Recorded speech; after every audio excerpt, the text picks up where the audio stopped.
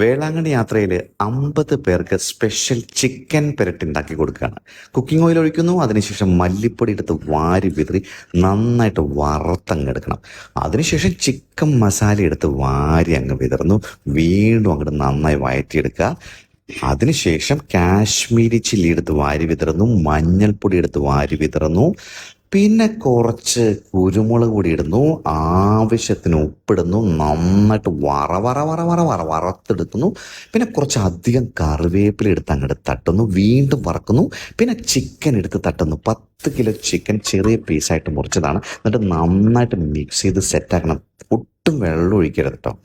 അതിനുശേഷം ഒന്ന് വെന്തങ്ങോട്ട് വരുമ്പോൾ സവാള, കുരുകുരാന്നരിഞ്ഞ സവാള, പിന്നെ ചതച്ച് വെച്ചിരിക്കുന്ന പച്ചമുളക്, ചതച്ച് വെച്ചിരിക്കുന്ന ഇഞ്ചി, ചതച്ച് വെച്ചിരിക്കുന്ന വെളുത്തുള്ളി എല്ലാം കൂടി ഇടുക. അതിനുശേഷം 10 തക്കാളി അരച്ചത്, വെള്ളം ചേർക്കാതെ അരച്ചെടുത്തത് നന്നായിട്ട് അങ്ങോട്ട് മിക്സ് ചെയ്യുക.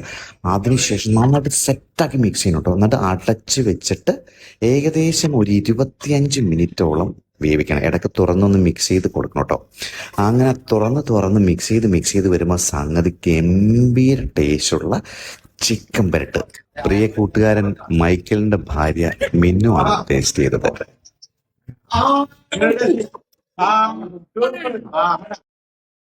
Download ShareChat.